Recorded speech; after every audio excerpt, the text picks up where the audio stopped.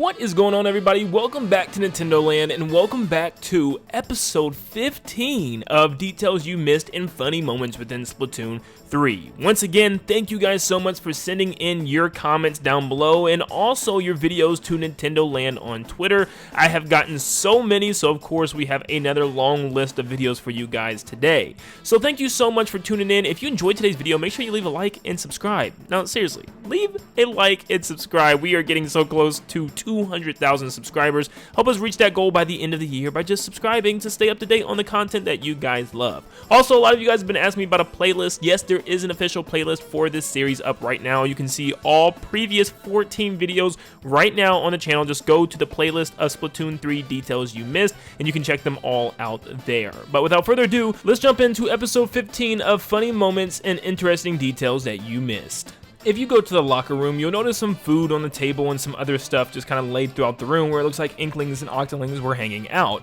But if you look at the table closely, there's actually a bottle of ketchup, and it is pretty much spot on a reference to Heinz ketchup. The label and everything, you can see the little leaf for the tomato, and the tomato is just shaped like a squid on this bottle. But it is almost identical, so I think it's a really cool reference. The fish stick boss Salmonid within Splatoon 3 just makes me laugh every single time. I mean, it's just there to be a nuisance, and that's it. I've seen maybe 50 videos of these things just smacking bombs out the way, and they seriously never get old to me. They're just so annoying. So here's some salmon run tech. If you want to survive a round at the end, throw a bomb in that corner, and it actually won't explode. And it'll last for 15 seconds, meaning that even if your entire team is dead, it will continue the round, and meaning that yes, you could still win while in lifesaver mode. Now, it won't revive you when it explodes as lifesaver mode, so make sure that you have time to spare.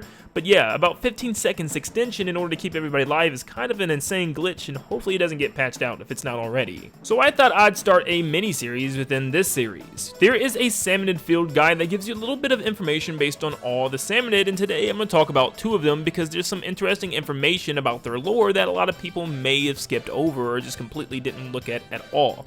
By the way, yes, this looks like little Judd on the screen. For the lesser Salmonid, it's stated that they inhabit a restricted ocean zone, and any unauthorized contact with them is expressly forbidden by law. The small fry might be weak, but they're very fast. They often ambush their targets from below. But this is very interesting, so it seems like they're kind of in their own class of themselves. The lesser Salmonid are not to be talked to or spoken to and live in their own community, which is kind of weird. Segregation under the sea, unbelievable. What's also funny is for the Snatchers, they are new recruits usually that start as Snatchers to give them a taste of the battlefield. Provided they demonstrate sufficient aptitude at collecting golden eggs, they will be allowed to join the front lines. In recent years, aircraft have also been brought in to improve their egg collecting rates. So yeah, their jobs are kind of the very first jobs you get when you enlist, I guess, in the Salmonid army, to collect the eggs as a Snatcher, and then you can improve later on down the line. And of course, yes, their aircrafts that they kind of fly in on were never really a thing. I guess they used to just kind of pull up on land and take eggs, obviously from Splatoon 2. Now they can fly in, so yeah, it's a new little addition for this game. Here's a really cool curling bomb Rainmaker play.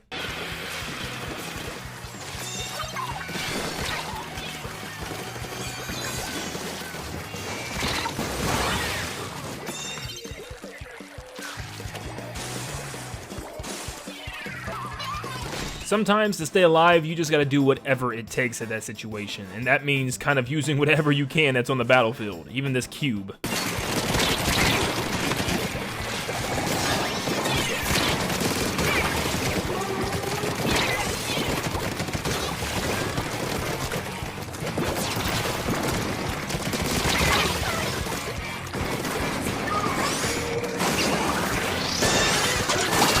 Hey, what's up, guys? I hope you're liking the video so far. If you are, like the video. You know, it's just that simple. Also, feel free to subscribe. Help us reach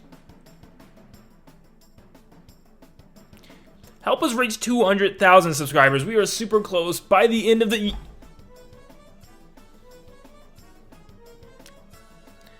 guys, hurry up, please. Subscribe before it's too late. When you look at the various different ways that Inklings and Octolings contain their ink in this game, it's kind of interesting. Obviously, with Salmon Run, they have this giant life preserver. You can even see the ink flow around the lifesaver tube, which is pretty cool. And you can even see a light flicker on the right side when you're ready to throw your special above that line, which is a nice little detail that some people may not have even noticed. In Alterna, your hero has some type of hydration bladder, but kind of warped into a backpack in a new, unique way. It's kind of hard to explain what this even is, but it's definitely a futuristic looking pouch for sure. Your multiplayer ink satchel is actually a hydration bladder to the fullest, and it actually looks just like it. You can even see the flat side by the back, which is a pretty cool detail, and the red light on top when you are ready to throw your sub. You can also see the little tubing straw going all the way into the bottom until there's no ink left, and then it'll eventually empty and you can't see it anymore, which is once again an incredible detail that didn't even need to be thrown in here.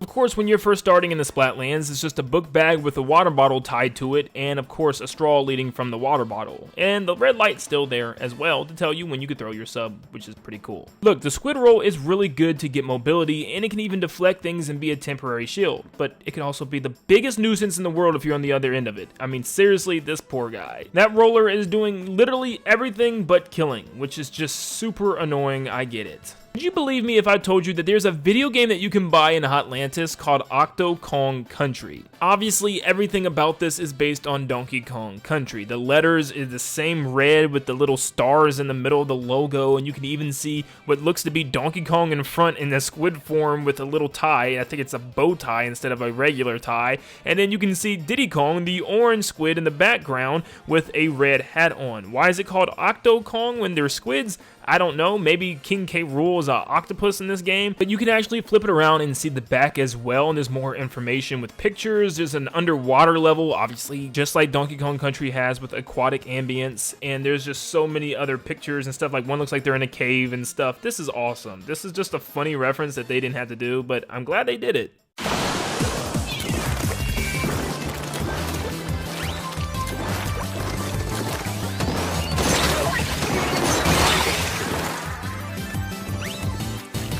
Here's something that I never even put into consideration, and something that maybe people should start thinking about. When you're going up against a team in the middle, maybe not try to kill the other team when they're trying to capture the signal in the middle. So that way it gives you both a chance to actually win the match, because if they win, you win. So yeah, try not to kill the other team if you don't have to, but if they're shooting you, you might as well shoot back. There's another incredibly stupid fact that probably everyone knows, but I guarantee you not everyone knows.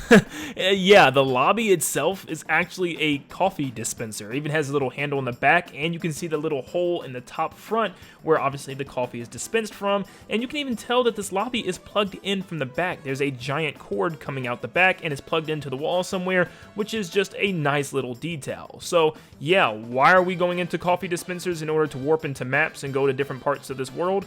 I don't know, but it's definitely cool for sure.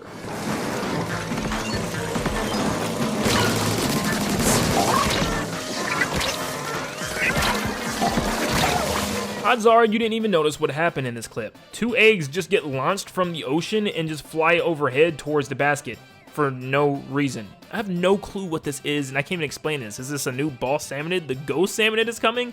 I don't know, but it's funny. I didn't show all of these for every weapon because I want to make a separate video about this whole topic, but the Inklings and Octolings definitely have different animations and different things within this game entirely. The Octolings like to act more free and play around a lot more with their weapons, and you can actually see it in all their animations, as they're all different from the Inklings just slightly. Some of them a lot more than slightly, but you'll just have to watch to find out for yourself.